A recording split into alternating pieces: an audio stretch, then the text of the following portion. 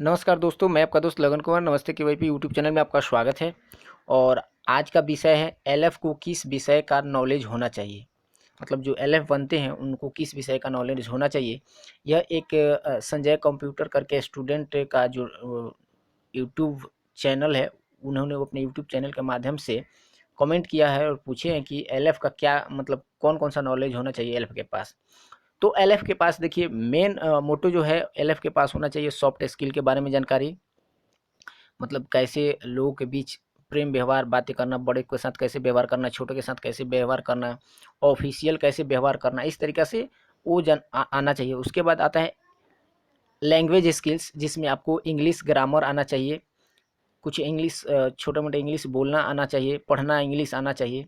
उसके बाद आपको कंप्यूटर के बारे में जानकारी चाहिए। कंप्यूटर में होता है क्या है, जैसे नोटपैड होता है, पेंट होता है, चाहे एमएस ऑफिस में जैसे MS Word, MS Excel, PowerPoint, MS Access, ये सारी चीज़ें होता है। ये सारी चीज़ें आपको आना चाहिए। ऑनलाइन कैसे किया जाता है, पैन कार्ड कैसे बनाया जाता है, आधार कार्ड कैसे सुधार किया जाता है, इस तरीके के कुछ कंप्यूटर में नॉलेज होना चाहिए। ये सारी चीज़ होना चाहिए, बाकी ज़्यादा कुछ नहीं होना चाहिए। इसके अलावा आपको एरा एप्लीकेशन पे कैसे पढ़ाया जाता है, जहाँ पे वहाँ पे, क्योंकि केवाईपी में एरा पे ही पढ़ाया जाता है, एक एरा एप्लीकेशन होता है उसी पे पढ़ाया जाता है। तो उस पे कैसे पढ़ाया जाता है उसके बारे में जानकारी होना चाहिए। उसके अलावा उसमें कुछ प्रश्न आते हैं, उस प्रश्नों को आपको आना चाहिए सॉल्व करने के लिए। जैसे उसमें क्लिकर आता है तो क्लिकर कैसे बनवाएं, उसके बाद टेके चैलेंज आता है, डू इट योरसेल्फ आता है, ये सारी चीज़ आप कैसे बनवाएंगे, तो इसके बारे में कुछ जानकारी होना चाहिए बस। बाकी ज़्यादा कुछ जानकारी नहीं चाहिए, बस यही तो चाहिए एलएफ के लिए, और एलएफ के लिए इतना काफ़ी है। लेकिन दरअसल होता क्या है कि ये सारा काम नहीं कराया जाता है। आपको क्लास तो चलाना ही पड़ता है। आप क्लास चलाने के बाद आपसे सबसे ज़्यादा काम क्या कराया जाता है कि बच्चे को जब अब्सेंट होते हैं तो उनका सेशन आपसे बनवाया जाता है। आप ही को clicker, take challenge, do it yourself बनाना पड़ता है।